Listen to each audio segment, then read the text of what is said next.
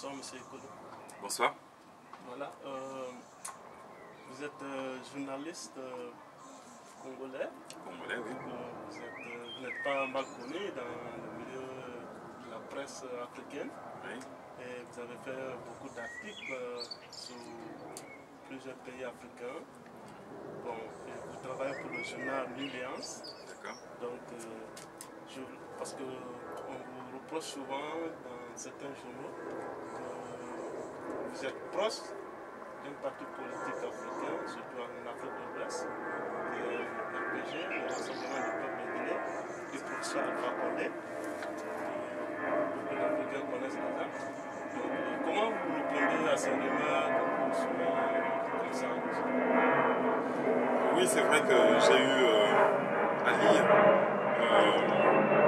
qu'en fait je quittais mon travail de journaliste à partir du moment où je soutenais le RPG, enfin le président Alpha Condé, il faut dire. Bon, je comprends ces remarques parce que le but du journalisme c'est d'abord d'atteindre l'objectivité. Simplement, il se trouve que je suis arrivé je suis congolais comme vous l'avez rappelé, et je suis arrivé dans cette histoire de la Guinée en fait tout à fait par hasard. Ce qui m'a permis de m'intéresser de plus près à la Guinée, c'était la confiscation du pouvoir par le CND. Voilà. Là, je me suis dit qu'il y avait quelque chose de grave qui arrivait dans un pays africain. Or, ce qui m'interpellait avant tout, c'est en tant qu'Africain, je me dis que l'Afrique a besoin d'une grande Guinée. Et une grande Guinée ne peut pas se construire avec ce rapt du pouvoir, alors que on espère tous, on sait tous que le chemin de l'histoire, la voie de l'histoire, c'est la démocratie pour les peuples. Et je pense que le peuple de Guinée, comme n'importe quel peuple au monde, a besoin de cette démocratie. Donc voilà pourquoi j'ai commencé à m'intéresser à la Guinée. Ok, merci monsieur. Bon, pour une deuxième question, je voudrais savoir si vous connaissez d'autres leaders politiques en Guinée à part Alpha Condé que vous soutenez.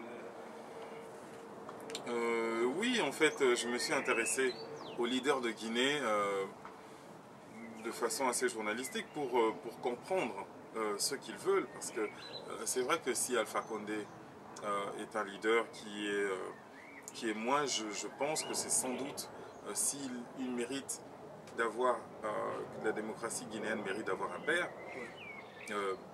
l'histoire ne nous fournit pas d'autre nom que lui. D'accord? Maintenant, est-ce une raison suffisante pour en faire un président? Là, c'est une autre question. Et à cette question, je dirais que il existe plusieurs leaders, c'est vrai, en Guinée. J'ai essayé d'étudier plus ou moins les programmes des uns et des autres, aussi bien sur les grandes lignes que de façon détaillée.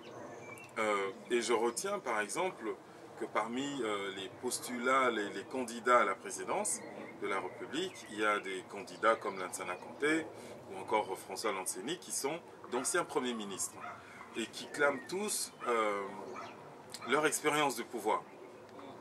Je dois dire que là-dessus, je suis complètement surpris parce que leur expérience, c'est une expérience de Premier ministre, certes, mais ce dont les Guinéens ont besoin, ce ne sont pas des gens qui ont une expérience de poste, ce sont des gens qui ont une expérience de réussite. Or, le bilan de ces anciens deux Premiers ministres n'est pas un bilan qu'ils peuvent revendiquer.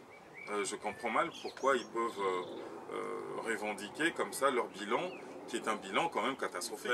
Assez curieux qu'ils puissent réussir en tant que président ou ils n'ont pas réussi en tant que Premier ministre. Comme je l'expliquais, et ça, je pense que ces détracteurs ne peuvent pas s'en défendre, c'est quand même le père de la démocratie en Guinée.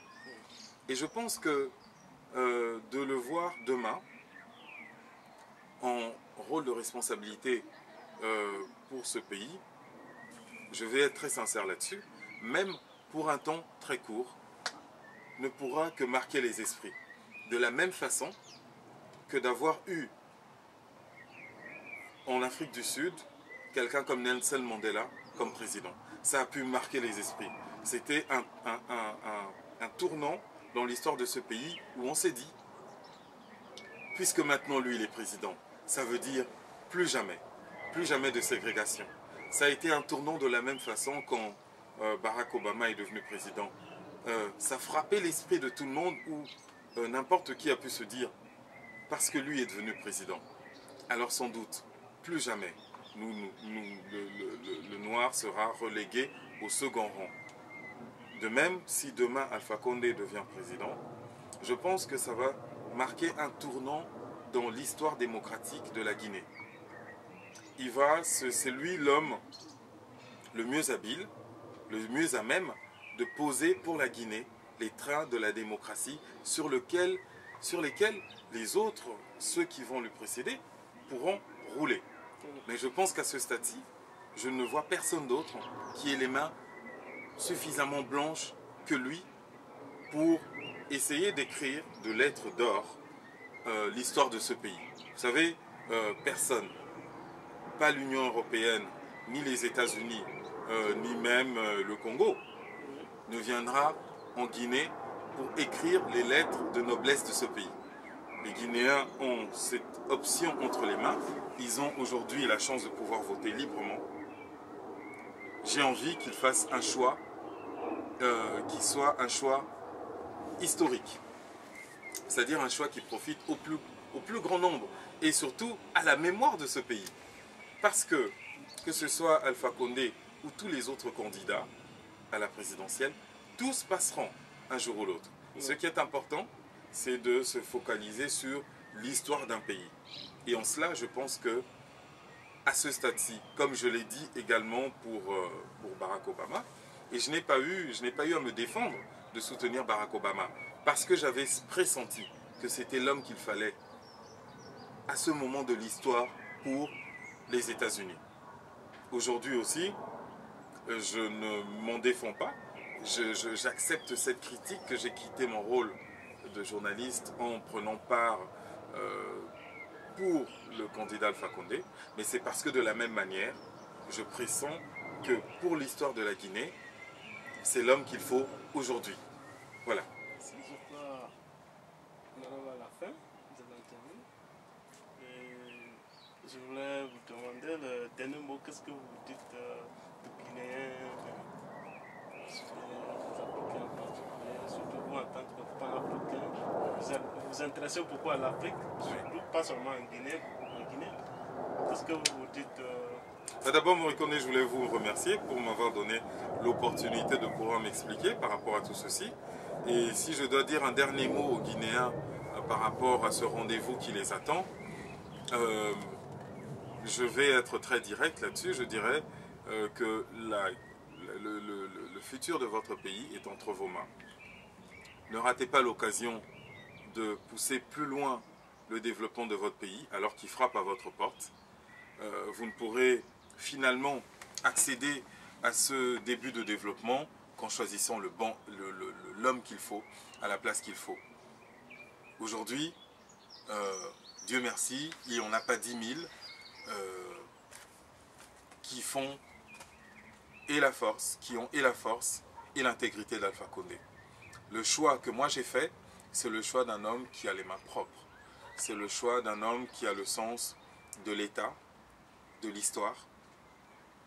C'est le sens de l'homme qui a le sens de l'Afrique. Et moi qui suis congolais, journaliste, qui ne peut en fait pas du tout tirer quelques bénéfices personnels de cet engagement, ben je le livre simplement parce que je pense que l'Afrique a besoin d'une grande Guinée. Et une grande Guinée ne se fera qu'avec les personnes qu'il faut. Voilà pourquoi je vous invite tous à me rejoindre dans mon vote. Merci. Merci, M.